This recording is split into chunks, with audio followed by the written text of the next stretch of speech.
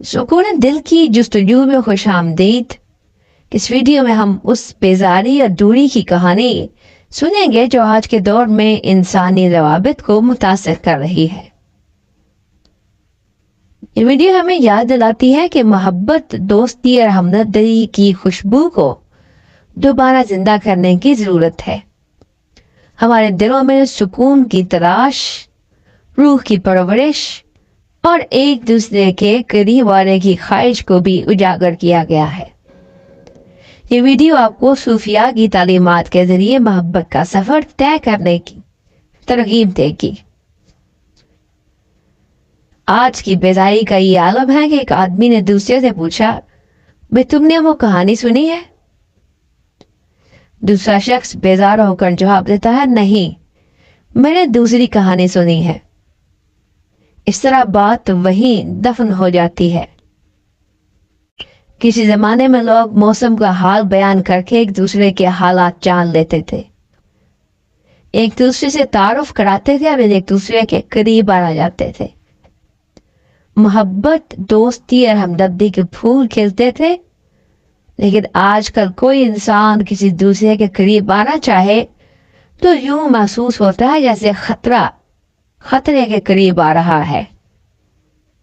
دلوں کی بیزاری نے زندگیوں کے بیچ ایسے فاصلے ڈال دیے ہیں جن کو پار کرنا مشکل ہو گیا ہے۔ ایک ساتھ بیٹھ کر گلزار کی مہک، نسیم بہار کی خنکی اور بلبل کی چہک میں لطف اندوز ہونا باقی نہیں رہا۔ لوگ دور ہو گئے ہیں، دلوں کی باتیں، خواب، خواہشات اب صرف زبانی حد تک محدود ہو گئی ہیں۔ یہ دوری، تنہائی اور لا تعلقی کی دیوار نے دلوں کے پھولوں کو مرجھا دیا ہے۔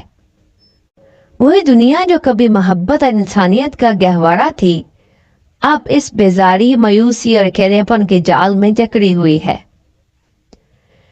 دلوں کا سکون، روح کی پرورش اور ایک دوسرے کے قریب آنے کا اشتیاق وہی ہے جو صوفیاء کرام نے اپنی تعلیمات میں بیان کیا ہے۔ دل سے دل کی راہ، محبت کا سفر اور خدا کی یاد کا ایک مشترکہ پل۔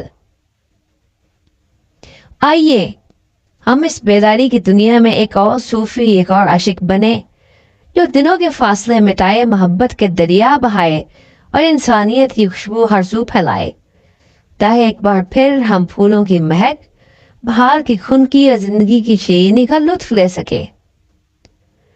دنیا کی اس بیزاری اور دوری کے باوجود خدا کی محبت اور صوفیانہ ذوق و شوق ہمیں ایک مقام پر لا کھڑا کرے گا، جہاں سکون دل، محبت اور انسانیت کا نور ایک بار پھر دلوں میں روشن ہوگا۔